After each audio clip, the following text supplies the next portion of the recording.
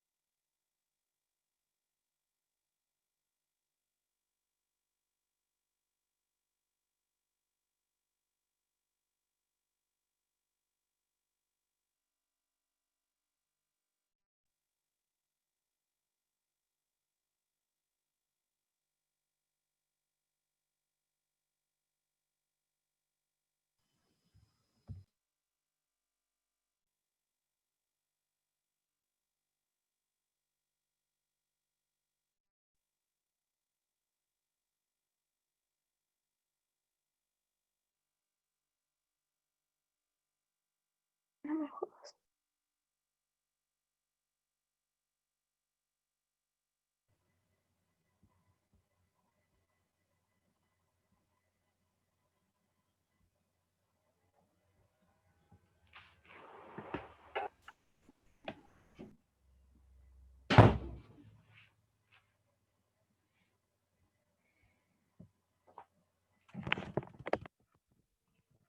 Hola,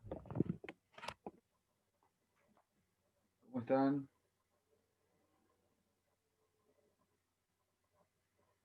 ¿Cómo les va? Hola doctor, ¿cómo le va? ¿Cómo está? Buenas tardes. Bien, ¿cómo andan? Muy bien. Última clase, ¿no?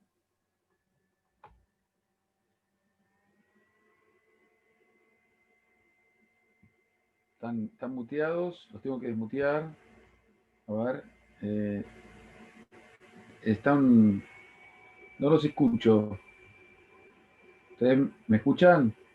Hola, doctor, buenas Ah, bien, tardes. bien. Yo lo escucho a usted, pero no lo veo. ¿No me ve? No. Ahora Yo los veo a ustedes. ¿Ustedes no me ven? buenas tardes, ¿cómo le va? Luciana, Ahora sí se ve. ¿me ve Luciana? Ah, está muteada, ¿no? Sí, sí, lo veo. Ah, bueno, perfecto. Bueno, ok. Bueno, hoy tenemos la última clase, ¿cierto?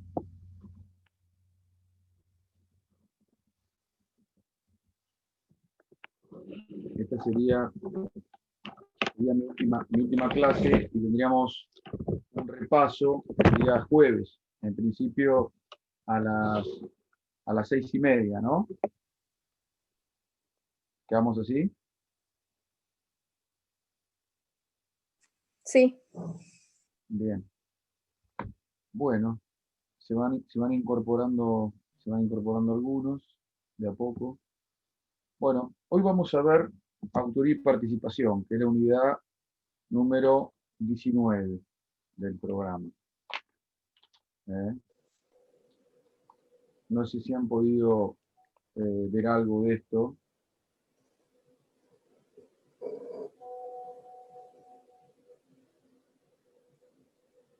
Bueno, ustedes tienen la unidad completamente desarrollada en un texto que se encuentra en el programa. ¿Eh? Nosotros vamos simplemente a hacer algunas consideraciones eh, sobre esta cuestión, ¿eh? Para poder comprender el tema. Cuando hablamos de autoría en el derecho penal, nos podemos referir a varias cuestiones. Pero cuando hablamos de autoría en el derecho penal, parte general, lo que estamos indicando es conocer o saber cuándo a una persona se la considera autora de un delito. Es decir, no quién es autor de un crimen, sino cómo, desde un plano teórico, se la considera autora. Porque si yo les pregunto a ustedes, ¿cuándo teóricamente se considera autor de un delito a una persona? Ustedes, ¿qué me podrán contestar? ¿Qué me van a decir? A ver, abramos la discusión. Después de la sentencia. No, esa es una cuestión procesal, justamente, no un tema de derecho penal de fondo. Eso implica un juicio y considerar autora a una persona materialmente. Pero desde el punto de vista teórico, la discusión es otra. Desde el punto de vista del derecho penal de fondo, la discusión es otra. ¿Sí? ¿Cómo considerar autora? ¿Quién es autor de un crimen? ¿Y cuál es la importancia de determinar la autoría en el derecho penal? ¿No es lo del principio de dominabilidad? No. Bueno, ahí por ese lado venimos bien, Paloma. Ya se ve que has leído algo. ¿Qué más? ¿Qué otra opinión hay? El autor es quien ejecuta, doctor, la acción definida, digamos, por el tipo penal.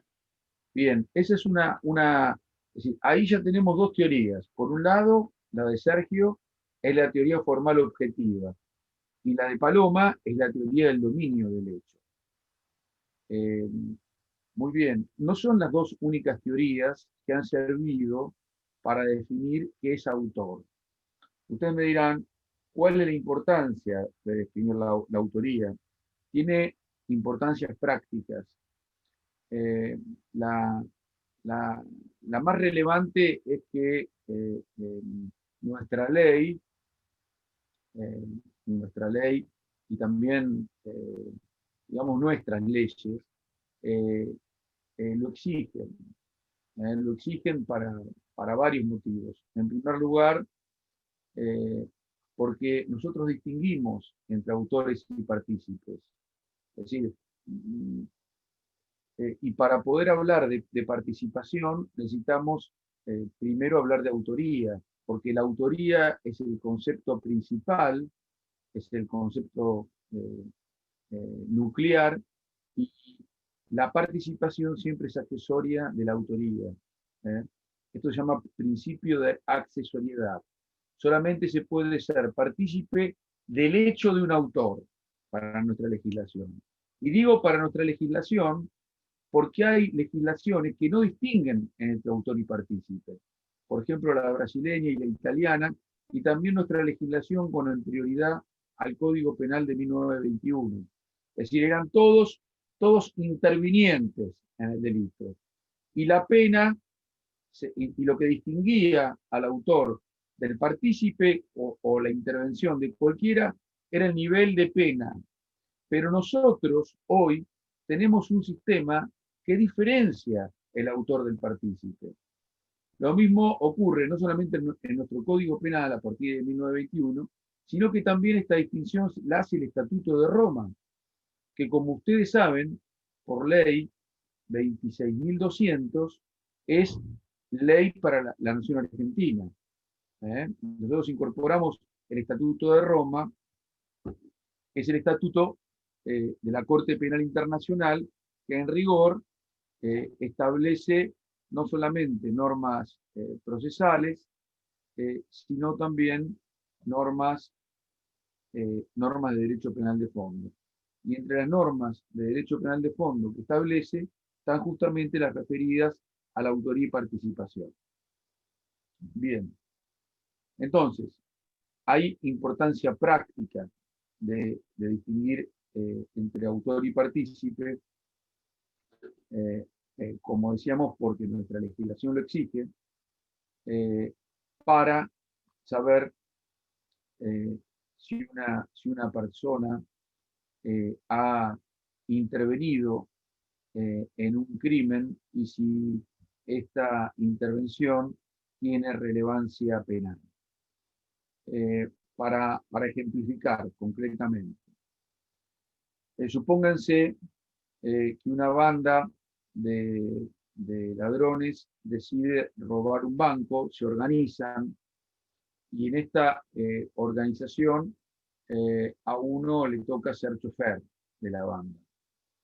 Y se queda afuera esperando a que lleguen los autores del delito, que vienen en un taxi. Sí, se movilizan en taxi y le piden a otro que espere, que aguarden la puerta para, una vez que salgan del banco, irse. Bueno, los ladrones, los autores, deciden no tomar el taxi y deciden no cometer ningún delito. El chofer, que se queda esperando ahí, que va hasta el banco y queda esperando, ¿puede ser castigado? Es No, decir, profe. claro, porque no hubo comienzo de ejecución. Esto tiene que ver con la tentativa también.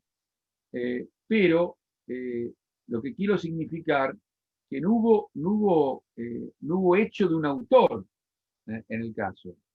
Entonces, la participación siempre es accesoria. El hecho del chofer es accesorio, tal vez el ejemplo es extremo, es accesorio del principal. Este es uno de los elementos por los cuales es importante distinguir entre autor y partícipe. Otro muy importante también es que nuestra legislación indica que las penas las penas son muy distintas. Si no es lo mismo la pena que le corresponde al autor que la que le corresponde al partícipe. Sobre todo al partícipe secundario, es decir, entre autor y partícipe primario, hay 3 categorías que son más o menos, o 4 que son más o menos iguales. Todos responden del mismo modo. El autor, el coautor, el instigador y el partícipe primario.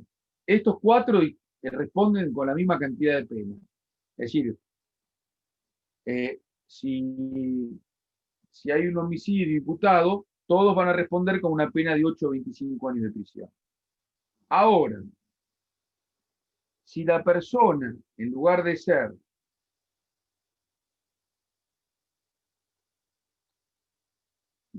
estar en estas categorías, entra en la categoría de partícipe secundario, la pena se va a disminuir de 1/3 a la mitad de la que le correspondería al autor. Y la cuestión no es de menor importancia, porque muchas veces entre una situación y la otra se encuentra la libertad. Es decir, si una persona es imputada de robo calificado a título de autor, tiene una pena, por ejemplo, que puede ir de 3 a 15 años de prisión, o de 3 a 10 años de prisión, o de 5 a 15. En tanto, si se reduce la pena de 1/3 a la mitad, la pena es sensiblemente menor y pueden caber las reglas de la excarcelación. Entonces, distinguir entre autor y partícipe tiene consecuencias prácticas. No es un tema menor.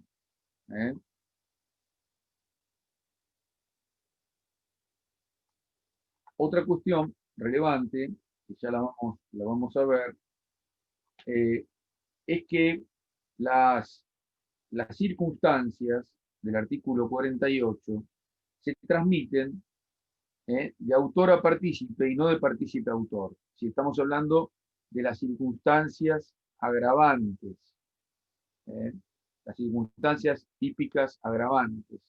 Las circunstancias atenuantes nunca se transmiten. Para ejemplificar, por un caso que lo vamos a volver a ver. Supónganse que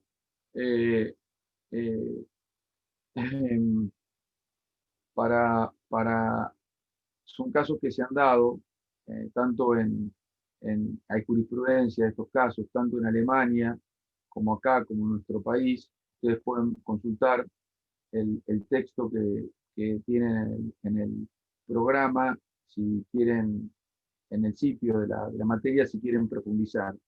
Pero es muy común que en las situaciones puerperales, en las situaciones en las situaciones también de miseria o de, bueno, falta de espíritu, haya una decisión de poner fin a la vida de los niños. Esto es muy común, eh, eh, pasa con mucha frecuencia. Supónganse que en este contexto la madre le indica a una vecina, como pasó acá en Mar del Plata, se jugó en los años 80, le indica a una vecina que le ponga fin a la vida de su hijo recién nacido o de pocos años de edad. ¿Quién es autor y quién es partícipe del homicidio en este caso?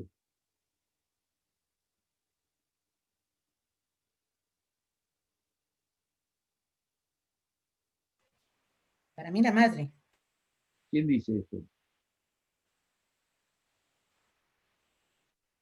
Yo, Sara. Para mí es la madre. Es decir, quien lo mata es la vecina.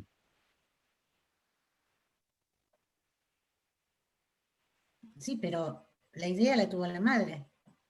Ella será autora. Bueno, quien tiene la idea puede ser un instigador. Formalmente es un instigador. Entonces tendrían las mismas penas. Bien, bien. Pero ¿quién es autor o autora? Materialmente la La madre, vecina, la vecina. la vecina que los Materialmente la mató. vecina. Materialmente la vecina. Bien. ¿Alguna Y la pregunta? madre actúa como instigadora, determinando la situación, doctor. Bien, muy bien, muy bien. Es una opinión. O autora ideológica. Autora ideológica. ¿Qué otra opinión? ¿Cómo?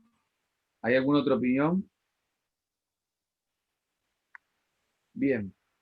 El tema es interesante porque la cuestión es, ¿esto es un homicidio simple o calificado?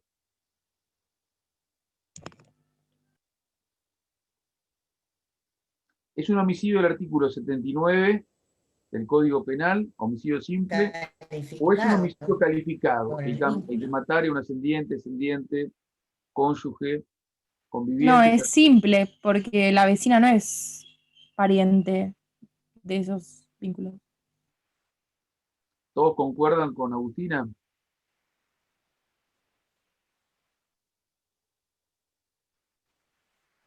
Acá Matías Garro dice que es calificado. ¿Por qué?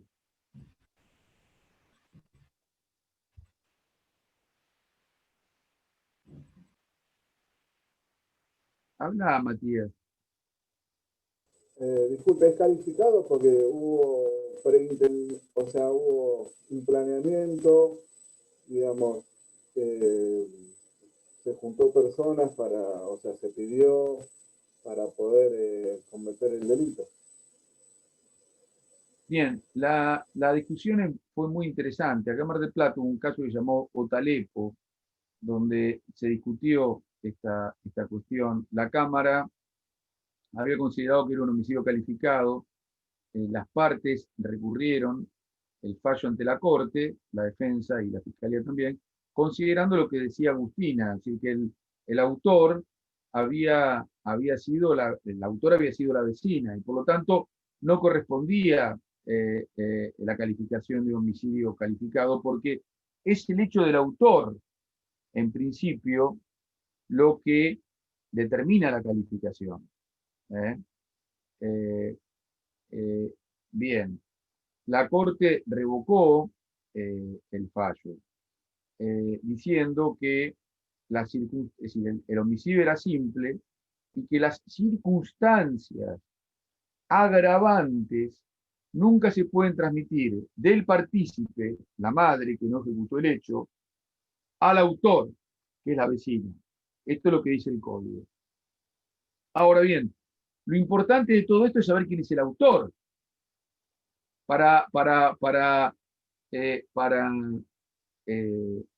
¿Por qué? ¿Por qué es importante saber quién es el autor? Justamente por ese tema de la transmisión de las circunstancias. Fíjense ustedes que hoy la cuestión podría ser mirada desde otro punto de vista con una teoría que se llama teoría de infracción de deber, que es sostenida por Roxini, que dice que en realidad no hay que fijarse tanto las acciones materiales, sino la posición del autor en relación, o de la autora, en relación a las normas. ¿Y qué es a lo que lo obligan las normas extrapenales a realizar o no realizar? Y en este sentido, la madre tiene el deber de preservar la vida de sus hijos. Y por lo tanto, en esta situación, cabría reputar la autora. Bueno, esta es una cuestión de por qué son importantes las teorías y por qué los juristas deben conocer las teorías para poder aplicar mejor el derecho. Cuando yo arranqué con el ejemplo, todos dijeron la madre y la autora. Después, cuando empezamos a ver que no había ejecutado los hechos materiales, todos empezaron a dudar y casi se desplazaron de ahí y fueron al lugar de instigadora. Ahora, repudia el sentido común no considerar a la madre autora. Y esta teoría de infracción de deber, en rigor, concilia en estos casos el sentido jurídico con el sentido de justicia que todos tuvieron cuando dijeron aquí la autora es la madre.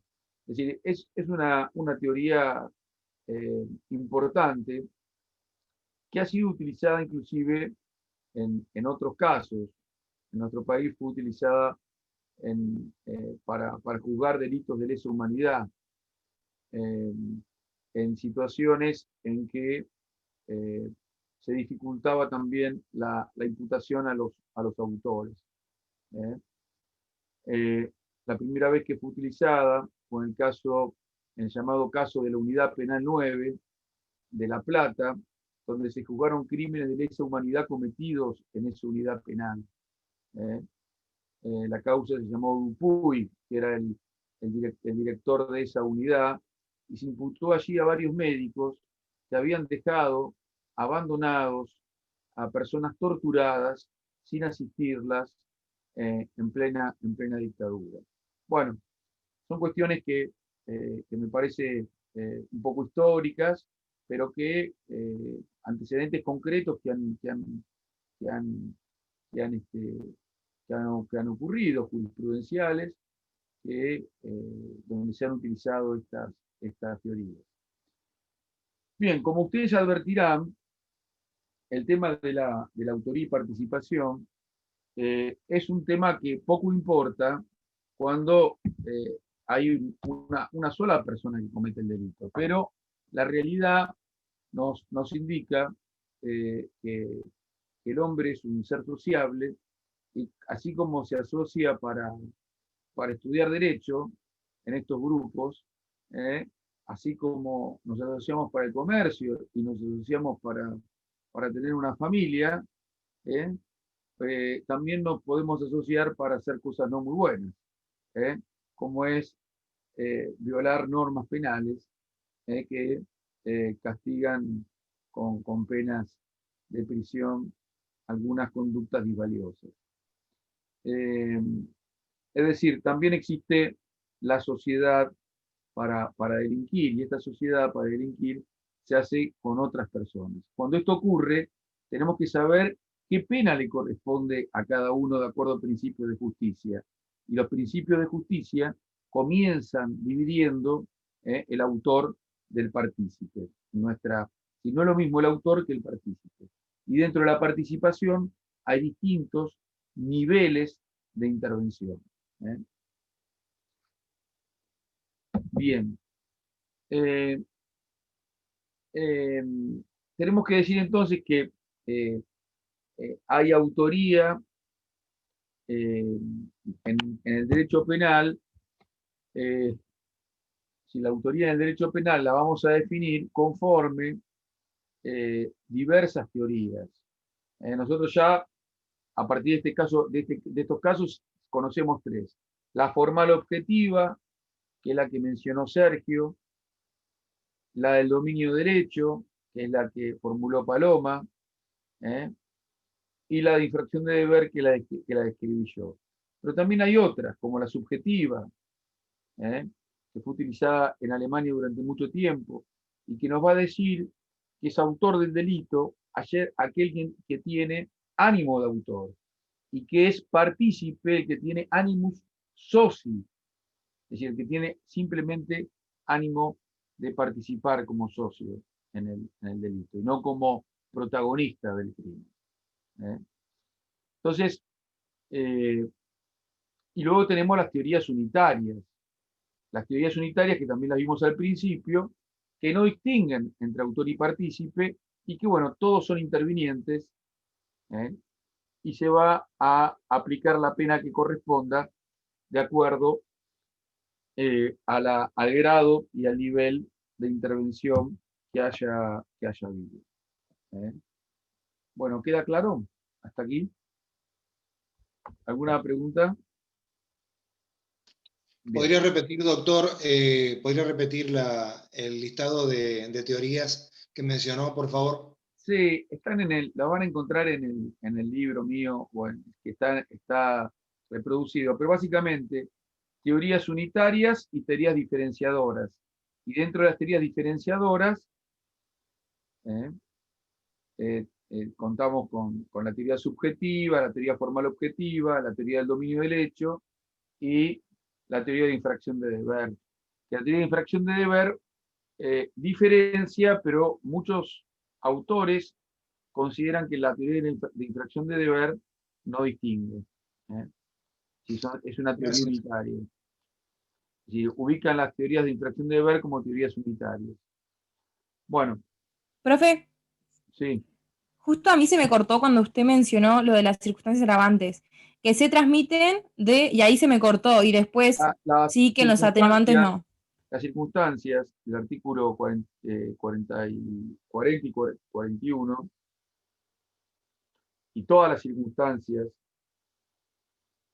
perdón, las circunstancias típicas, no la del 40 y 41, las circunstancias típicas se transmiten de autor a partícipe y no de partícipe a autor. Y se transmiten solamente las circunstancias agravantes en tanto y en cuanto el partícipe las conozca. Para ser claros, el caso este supónganse que el caso que pusimos, caso de la vecina, así habíamos comenzado a hablar del caso este. Supónganse el caso de la vecina. La vecina ignora que la madre es la madre. ¿Puede ser imputada como autor, como partícipe o autora de homicidio calificado? No. Es decir, el partícipe tiene que conocer las circunstancias típicas agravantes.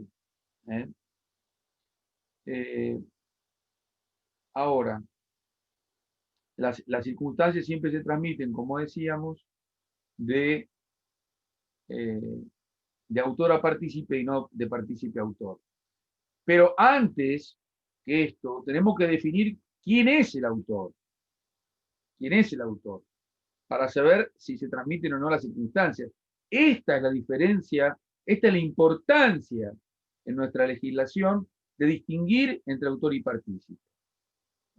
Si nosotros no sabemos quién es el autor, Bueno, este es un problema que vamos a tener. Bueno, tipos de autoría. Contamos, hay muchos, si está la autoría directa, y está la autoría mediata.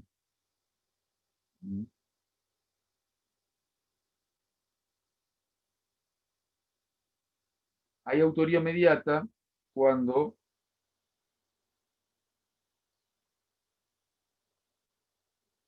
alguien utiliza a otro a través de coacción, error, obediencia debida o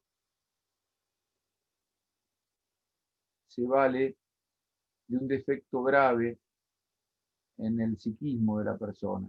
Si quien usa niños o quien utiliza niños o niñas o quien utiliza a personas que tienen insuficiencias mentales o alteraciones mentales. ¿Ven? En estos casos estamos hablando de autoría mediata y hay un traslado de la autoría de quien ejecuta materialmente el hecho a quien se encuentra atrás. Por eso se habla del autor detrás del autor. Autor detrás del autor. Los alemanes tienen una expresión específica para estos casos. Bien.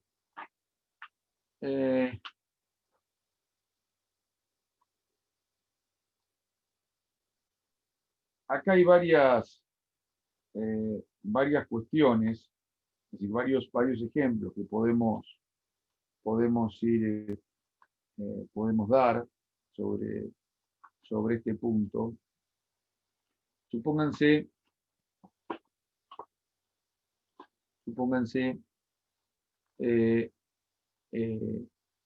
el payaso de un circo que tira balas a quien está participando con él de una escena. Y en realidad cree que hay balas de salva, pero pusieron, en lugar de balas de salva, balas de plomo. El dueño del circo, que estaba enemistado con su pareja, pone balas de plomo en lugar de balas de salva, cambia las balas de salva por balas de plomo. ¿El payaso es autor o es autor el dueño del circo? El dueño del circo. Bien. Por eso nunca hay que hablar con los payasos, sino con los dueños de los circos. Bien. Supónganse el caso de el caso que dimos la vez pasada. El juez que sabe que está cometiendo un prevaricato y manda al oficial de justicia a secuestrar un auto, cuando eso no corresponde. El autor del apoderamiento ilegal, del prevaricato, ¿es el oficial de justicia o es el juez? El juez. Bien, son todos casos de error. Por ejemplo, quien pone un revólver en la cabeza de una mujer para que su esposo saque, es decir, para que su esposo cometa un crimen. Por ejemplo, insulte a alguien, injurie a alguien. Si no lo insultás a fulano de tal, mato a tu esposa. Un periodista, por ejemplo. Eso es una coacción. Eso es una coacción. El autor de la injuria es el periodista o es el que o el que lo amenazó. O ahora tiene que ser una amenaza seria, grave, inminente. No puede ser cualquier cosa, tiene que ser una coacción seria. Un ejemplo. El caso, bueno, estos son todos casos, los que utilizan niños, por ejemplo, muy pequeños, que se meten en una casa a robar, por ejemplo. El caso de los niños mendigos, por ejemplo. Son ellos los que deben poder o deben responder quienes son los que lo utilizan. Y lo mismo con las personas que tienen insuficiencias mentales, o profundos padecimientos mentales. En estos casos hay un traslado de la autoría y, por supuesto, hay una situación de inculpabilidad de las personas que cometen estos delitos. Bien. Es importante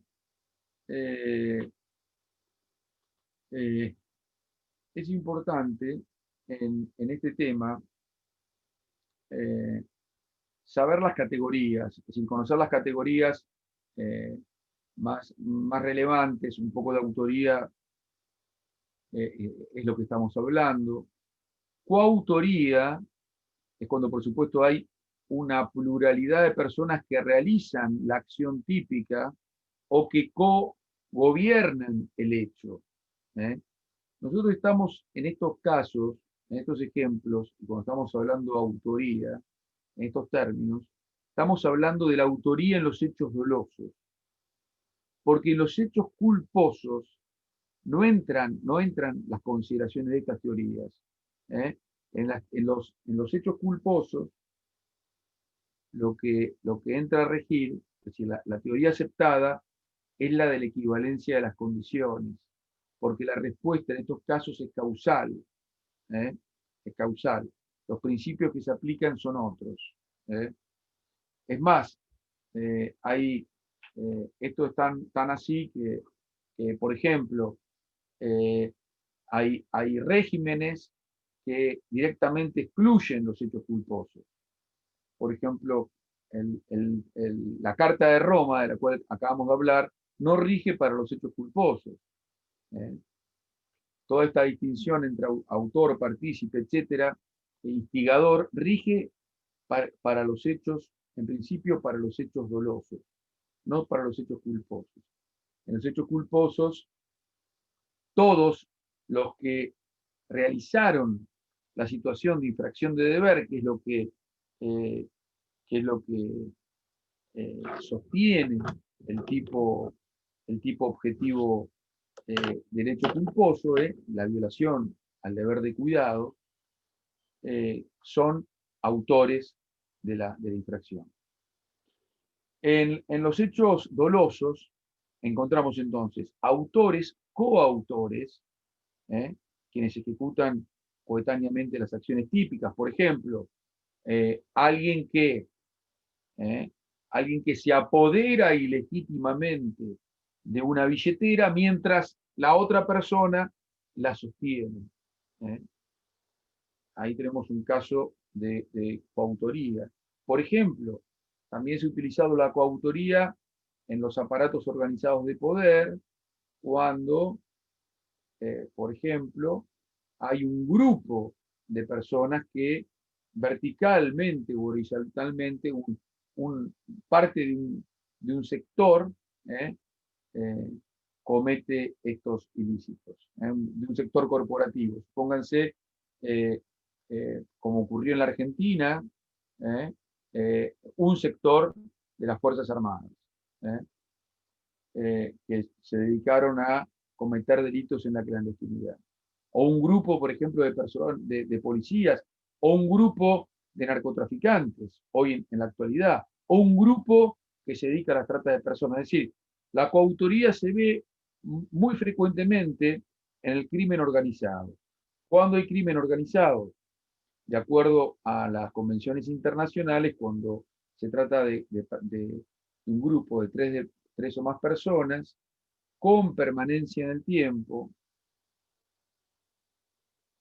con ánimo de lucro y con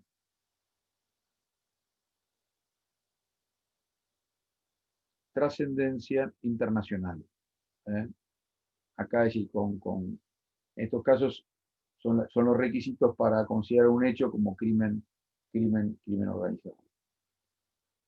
Bien, entonces, autoría, con todas estas teorías que acabamos de ver, coautoría, cuando más de uno interviene con manejo de la acción, es decir, como dice Belzel, y como sostiene Zaffaroni, y como nos acaba de ilustrar Paloma González, cuando hay codominabilidad.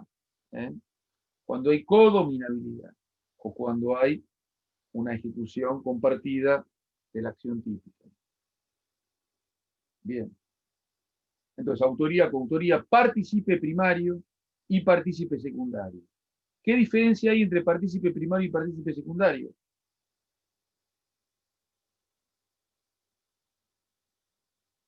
Que es muy importante, muy relevante.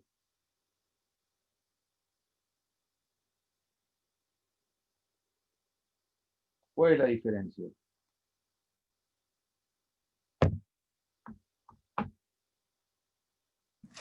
Profe, tienen que ser esenciales para la comisión del delito. Que sin ellos... Araceli. Ajá, a ver. Sin su participación no se podría... Con cámara, Araceli. Ah, bueno, ahí voy.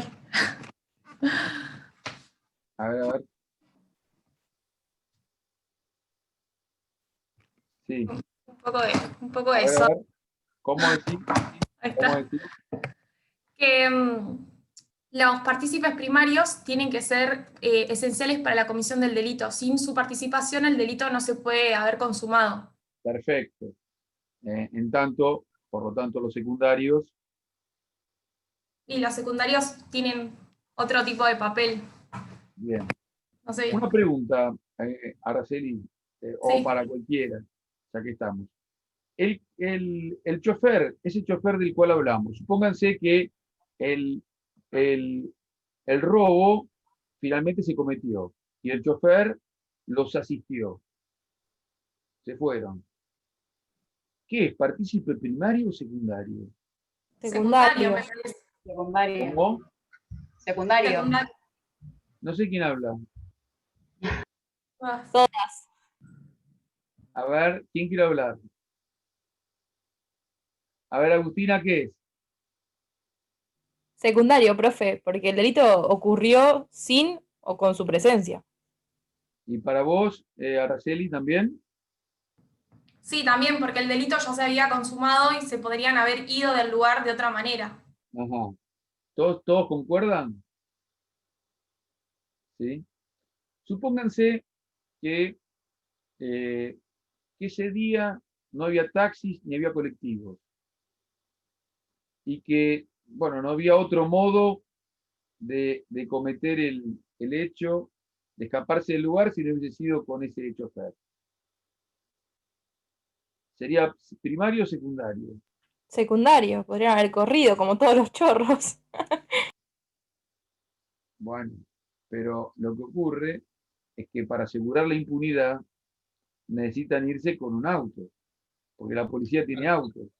Sería partícipe primario, doctor. Claro, exacto. Exacto. Quiere decir que para saber si no se puede generalizar, para saber si en un caso estamos frente a un partícipe primario o un partícipe secundario, hay que observar las circunstancias de tiempo, modo y lugar en que se desarrollan los hechos.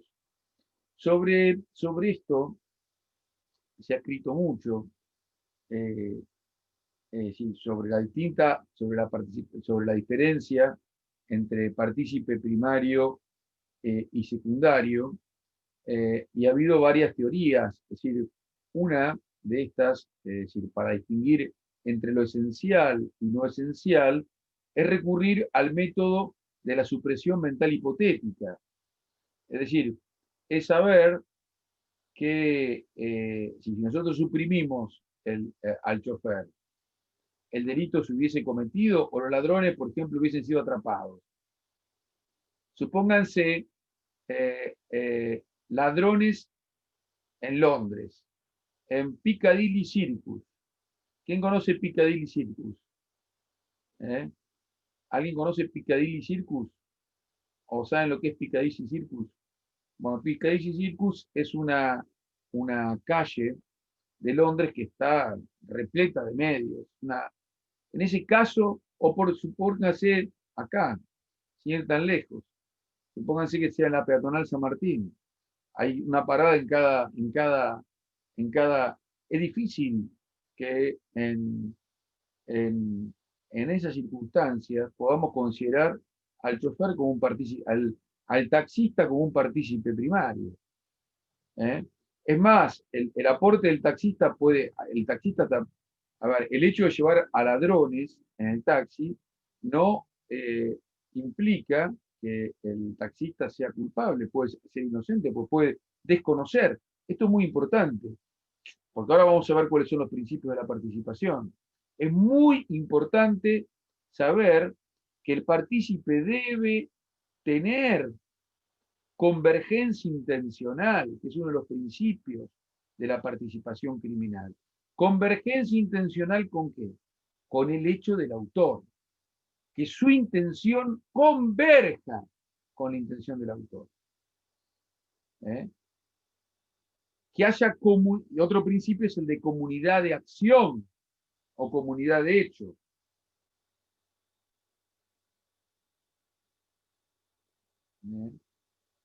Esto es fundamental. Son dos principios que ustedes los tienen. Principios de la participación criminal, les pide el programa. Accesoriedad, convergencia intencional, exterioridad, es decir, que haya inicio de acción, y comunidad de acción. Si el taxista no sabe nada, ¿quién habla? O Alcira, es lo que se conoce como conexidad final. Alcira la estaba extrañando sin sus preguntas. No, digo, ¿conexidad final es lo mismo? Porque cuando yo estuve viendo lo de los, yo llegué tarde a la clase, pero lo de los chicos, los mendigos amputados, algo leí de la conexidad final que había entre el daño producido a los chicos y lo que era después la muerte que tuvieron al final. Si eso se llama conexión. Eso tiene que ver con el dolo eventual, me parece, no con la participación. Ah, ok. Es otro punto, pero igualmente está muy bien, porque todo se relaciona con todo. Está muy bien que usted haya relacionado. Muchos ejemplos sirven para ilustrar otros. Así que es muy adecuada su intervención. Bien. ¿Qué más? ¿Alguna otra pregunta? Bien, entonces, tiene que haber convergencia intencional. Entonces, suprimimos hipotéticamente, hacemos una supresión mental hipotética y decimos, no, si no hubiese estado el chofer, hubiese tenido el taxis en cada parada de la San Martín, a una cuadra del Luro, y lleno de cocheras como para robarse un auto e irse. Entonces, la participación ahí del chofer no parece, o del taxista no parece esencial, parece secundaria. Distinto es que el hecho ocurra en despoblado y el único medio locomotivo que exista sea el del chofer Entonces, bueno, una de las posibilidades es esto, el de la supresión mental hipotética en relación a la cuestión. Hay un autor catalán que se llama Jean-Bernat Ordey, que hablaba de la teoría de los bienes escasos, que es más o menos esto que acabamos de referir. La teoría de los bienes escasos, es decir, si el autor tuvo a su disponibilidad una multiplicidad de posibilidades, bueno, este partícipe seguramente va a ser secundario. Si el autor hubo bienes escasos, es decir, había pocas posibilidades de conseguir otras personas, estaremos frente a una situación de participación primaria y no secundaria, porque solamente contaba con esa ayuda para realizar, con esa ayuda que en esas circunstancias fue esencial. La distinción, como decía, no es irrelevante porque puede ubicar a una persona en la cárcel o fuera de la cárcel, por las penas que tiene la participación primaria y secundaria. Entonces, autoría, coautoría, participación primaria y secundaria, instigación tiene la misma pena que la autoría, es el autor intelectual, es el que determina directamente a otro a la comisión de un delito determinado. Es el determinador, ya sea por consejo, por mandato, por influencia. Es muy común la determinación.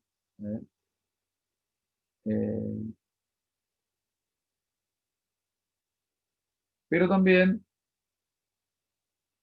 fíjense, hay muchos ejemplos es el que manda a cometer el delito. Por ejemplo, los crímenes por encargo tienen determinadores. El hombre de atrás, en este caso, no tiene dominabilidad. Paga un precio o promete, promesa remuneratoria, por ejemplo, dice el 80. Promete un pago, pero no ejecuta la acción, determina al otro por precio a cometer un crimen. Bien. Tiene la misma pena que el autor, y puede ocurrir acá en la determinación que haya excesos por parte del determinado. ¿Qué pasa en estos casos? ¿Qué pasa con el determinador? ¿Qué pasa cuando el determinador dice, mirá, dale un susto a fulano porque sé que está cortejando a mi novia? Y el fulano de tal, en lugar de darle un susto, lo mata. ¿Qué pasa con el determinador? ¿Responde por homicidio?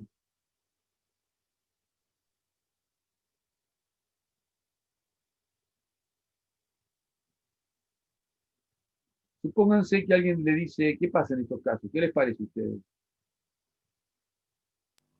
Para mí no responde, porque no era su intención. Él no quería que lo maten. A pesar de que hay dolo, no era dolo de homicidio, sino de un susto, una piña, una amenaza.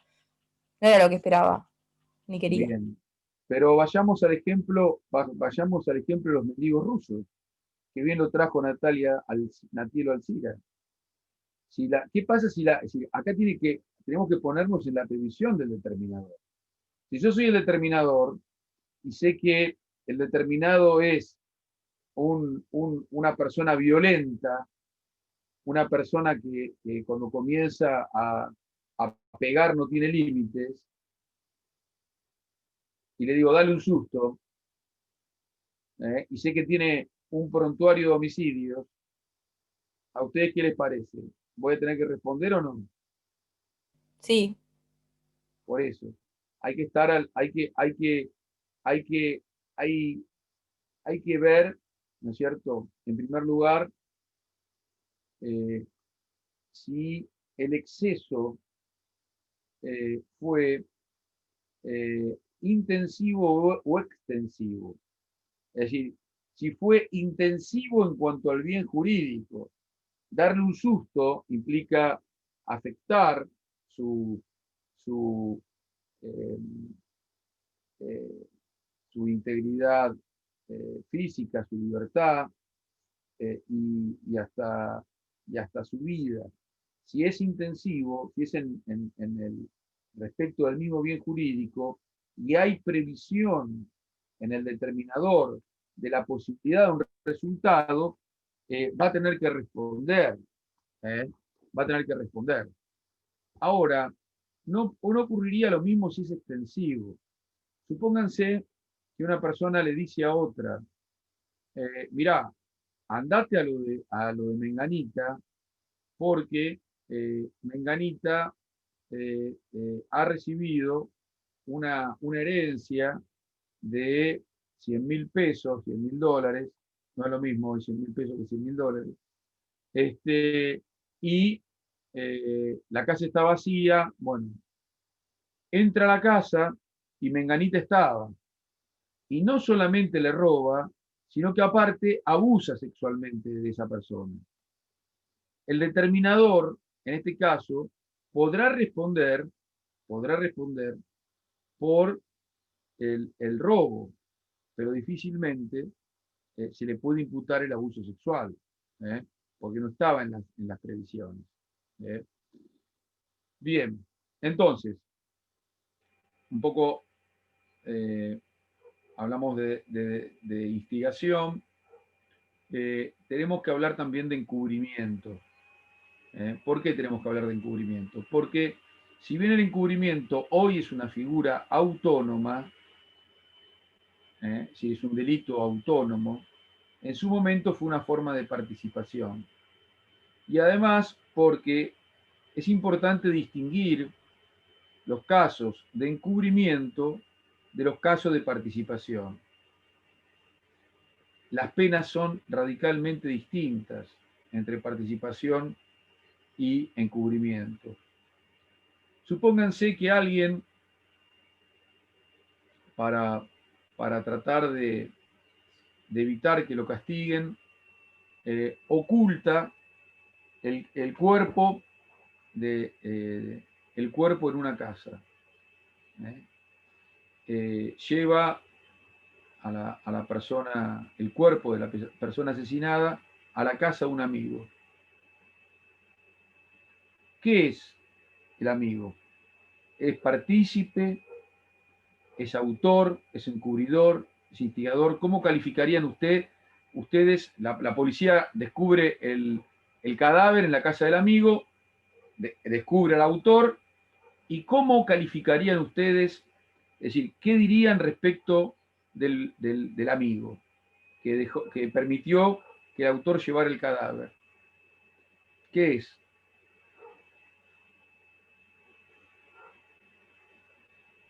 Creo que sería encubridor porque claramente partícipes primario no, secundario está la duda, pero el delito ya se cometió con anterioridad y el amigo que lo encubre no tiene influencia sobre el delito ni lo ayudó a escapar en su momento, sino que después sí, bueno, lo encubrió, pero no fue partícipe secundario, creo.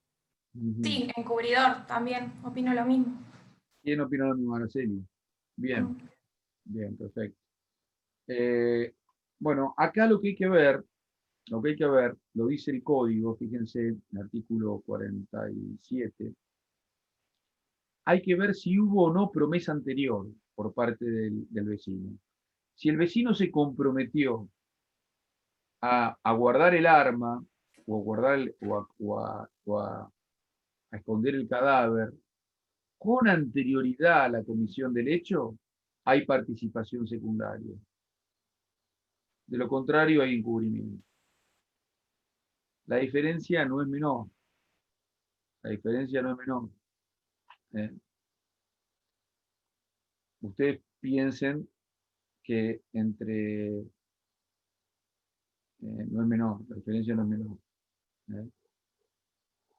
Esto es un tema importante.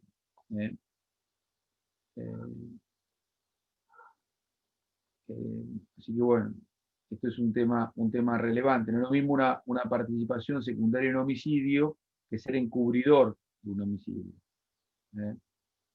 Esto es muy importante, muy, muy importante.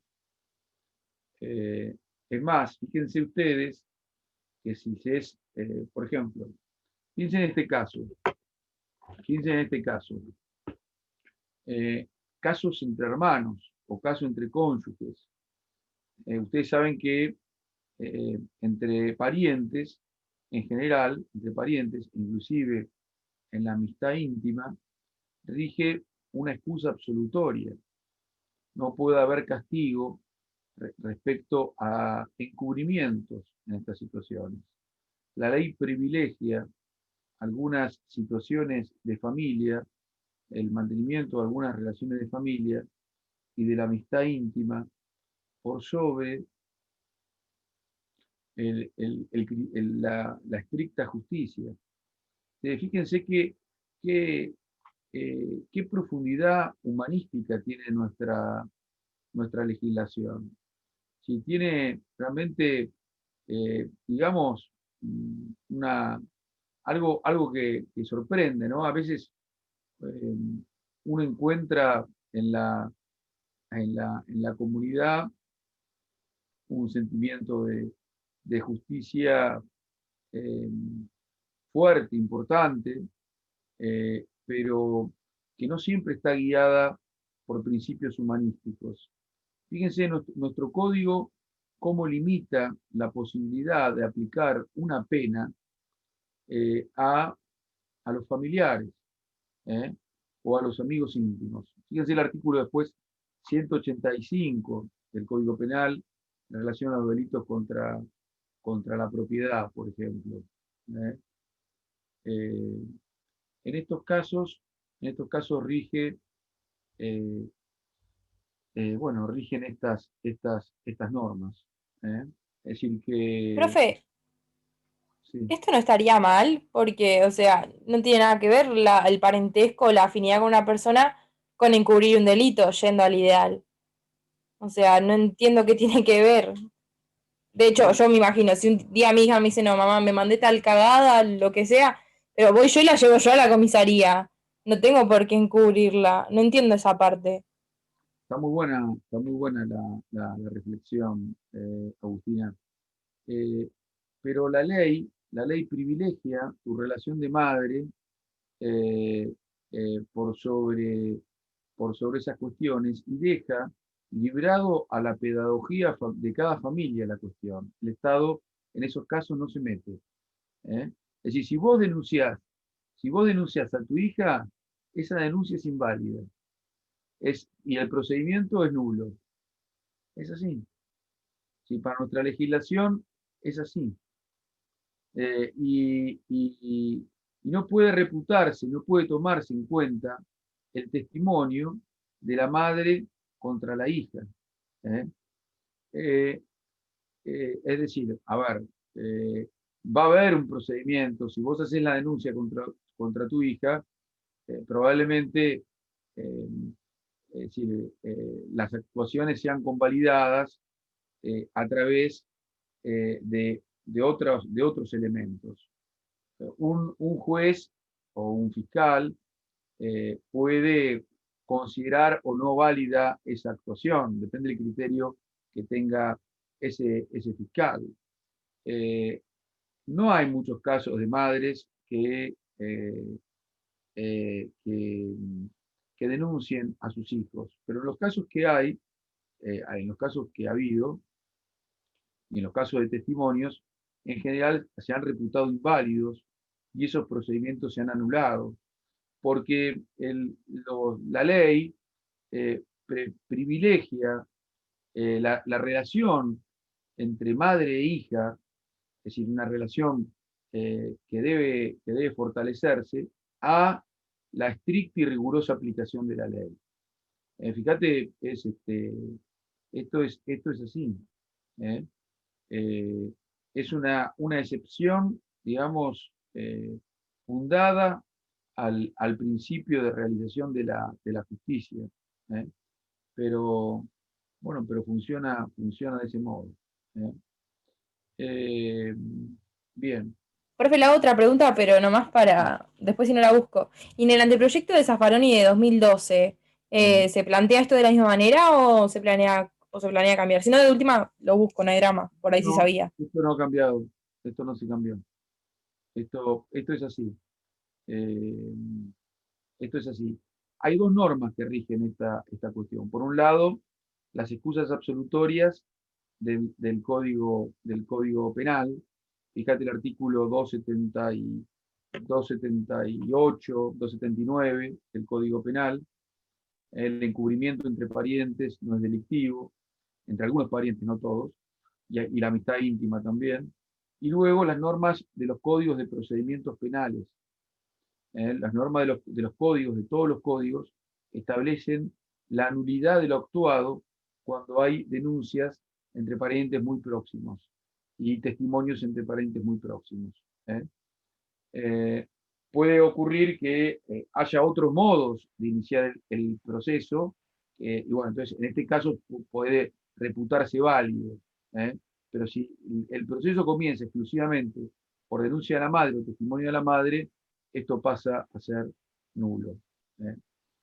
Son situaciones donde a mí me parece muy buena tu reflexión porque conmueve pensarlo.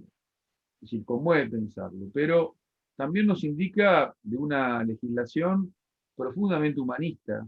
Esto viene del Código Penal de 1921, no es algo moderno ni es decir, eh, de los viejos tiempos. Y además está tomado de legislación universal. ¿Eh? Eh, bien, ¿alguna pregunta más? Bien, entonces, fíjense la importancia de... Yo quería preguntar ¿Dónde estamos? ¿Quién pregunta? acá, Sara. Yo quería Clara, preguntarle, entre los Clara, ¿dónde cónyuges, estás? No te veo, no te veo. ahí, ahí voy, entre los Sí, cónyuges, sí. entonces, ¿no se pueden denunciar uno a otro?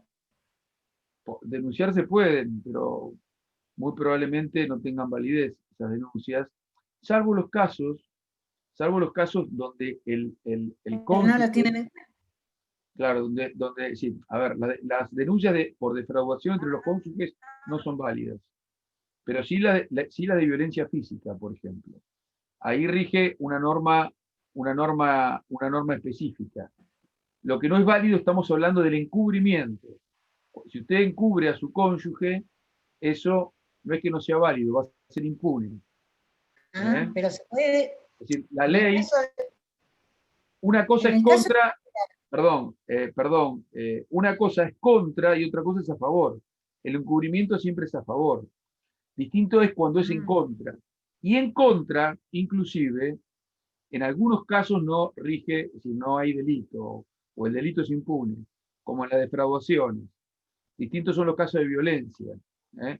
Hay una norma específica del Código Penal, el 185, sí, sí, que establece en entiendo. estos casos la impunidad entre cónyuges en casos de hurtos y en casos de defraudaciones.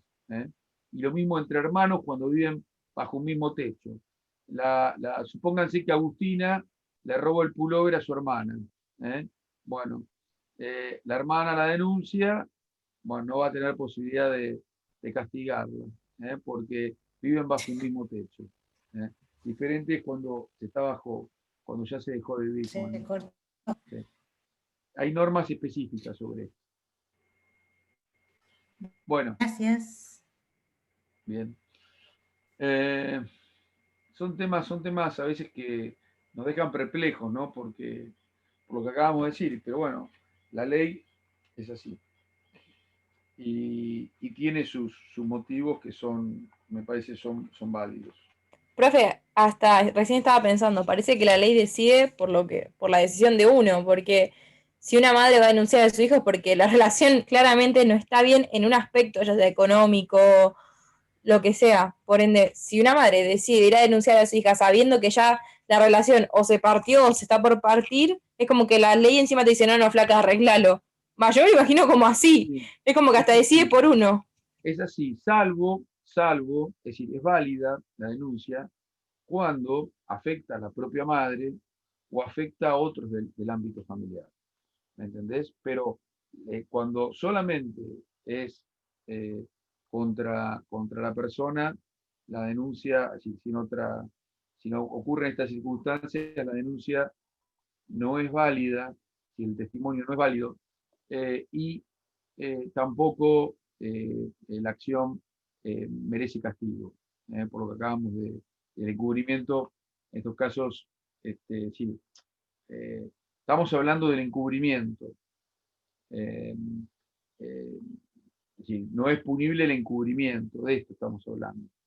Eh, Respecto a las normas, no son válidas, no es válido el proceso si afecta exclusivamente a la hija. Ahora, si hay otros hijos de por medio, o la afectada de la madre o el cónyuge, bueno, acá la cuestión es distinta, porque está afectado el medio familiar, que es lo que la ley pretende proteger. Entonces, la prohibición pierde sentido. ¿Eh? El ámbito, digamos, que el ámbito de aplicación de la norma pierde sentido. ¿Eh? Esta frase, ámbito de aplicación de la norma, creo que es muy importante para la interpretación de los tipos penales y de las conductas. ¿Eh? Grábensela. Bien. Eh,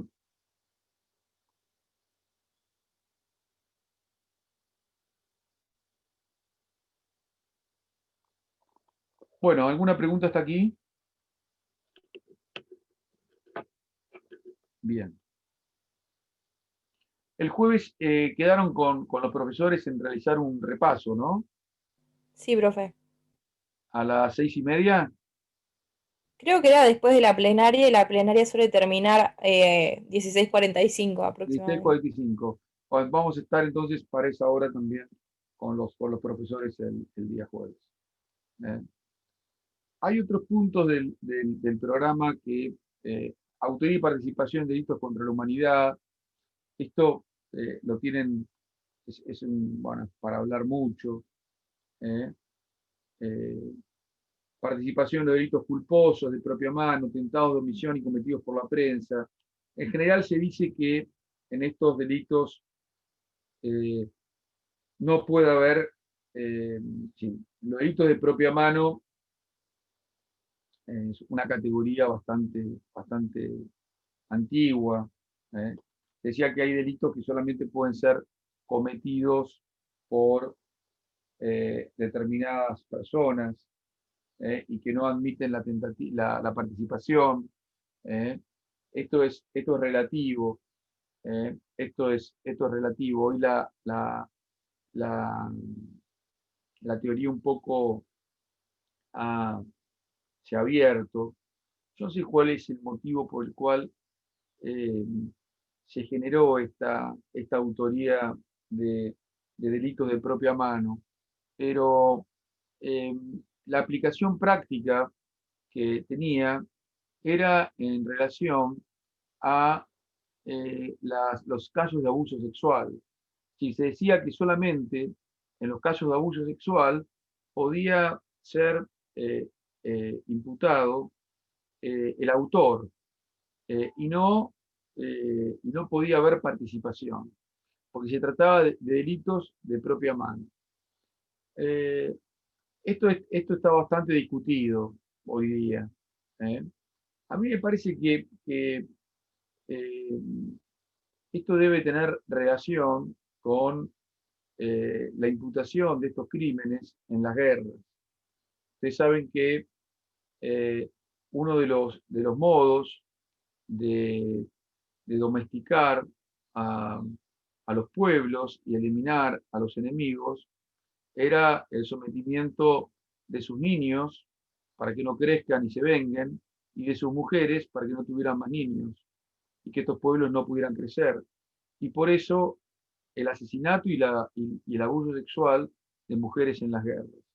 Ustedes imagínense si los ejércitos tenían que responder por estos crímenes, tenían que responder los generales y hasta los presidentes de los crímenes, y no solamente los sargentos o los soldados. Entonces, es muy probable que la limitación para los abusos sexuales en la autoría mediata viniese por, esta, por, este, por este segmento de pensamiento, lo cual es bastante ridículo, porque piensen que y esto está previsto expresamente hoy en el Estatuto de Roma, el conocimiento de la situación, y está previsto también en las reglas de los tribunales internacionales, el conocimiento de la situación por parte del superior es suficiente para que responda, si no hace nada para evitar el crimen. ¿eh? Si no hay una acción que lleve a evitar el crimen.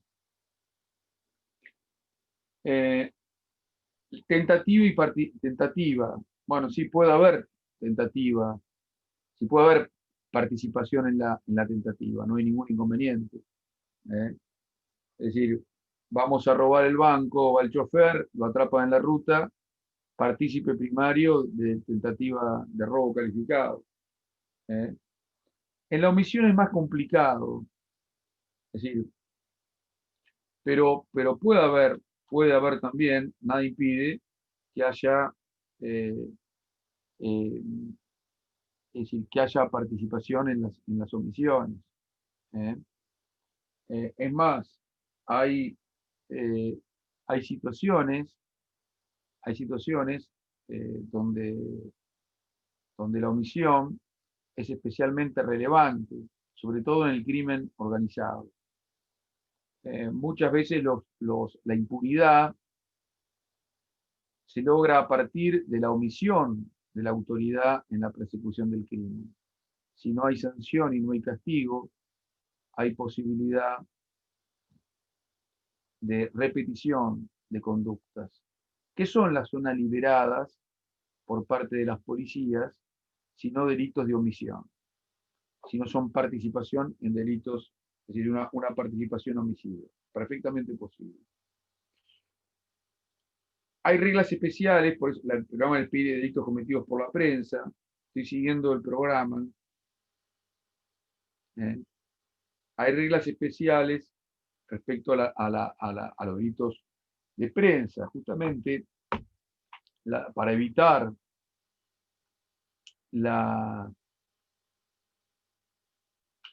Esto es lo que surgió en la búsqueda.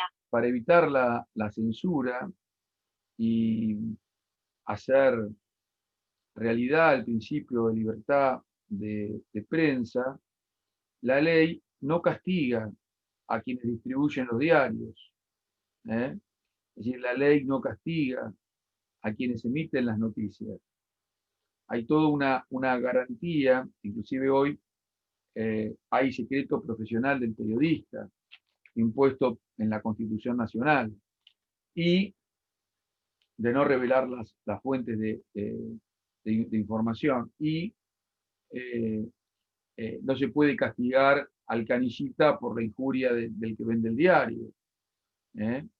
Entonces, la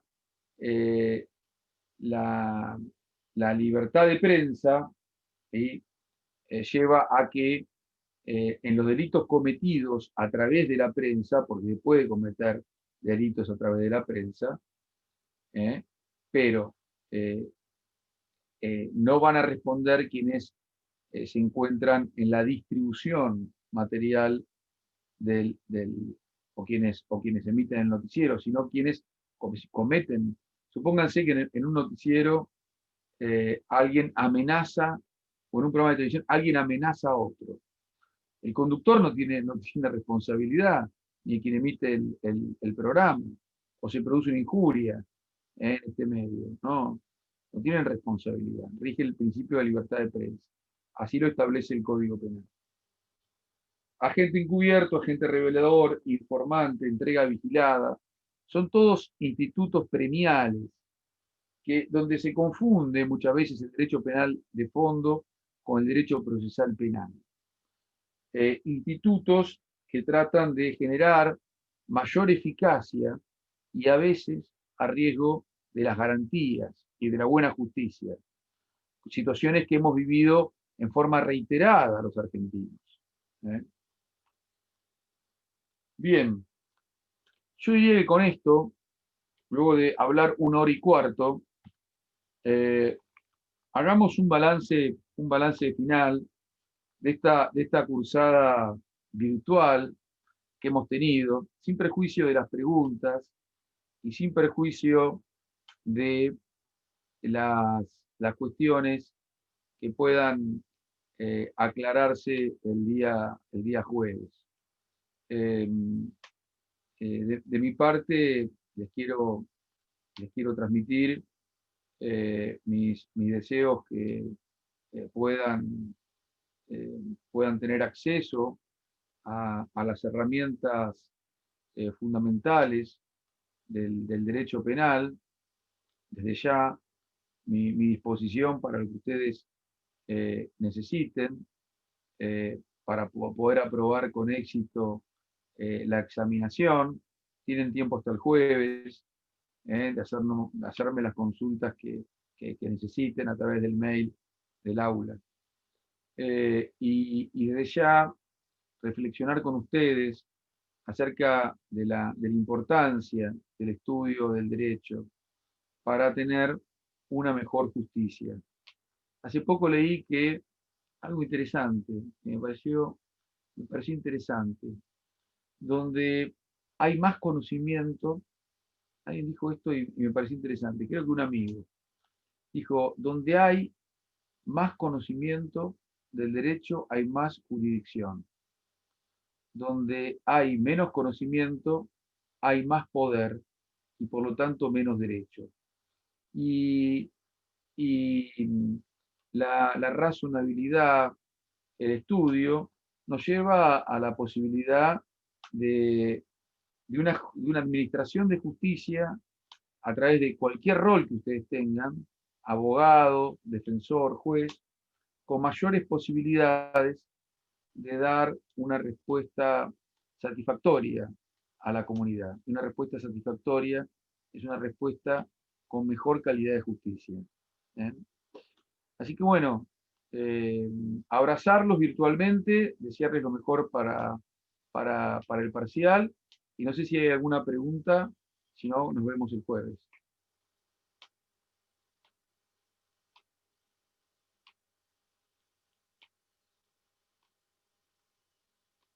Entonces nos estaríamos viendo el jueves. Los dejo descansar en un feriado atípico. Gracias, doctor. Porque Gracias han tenido por la clases. Muchas gracias. Gracias, profe. Chao, profe, gracias. Chao, Bueno, gracias. nos vemos el jueves.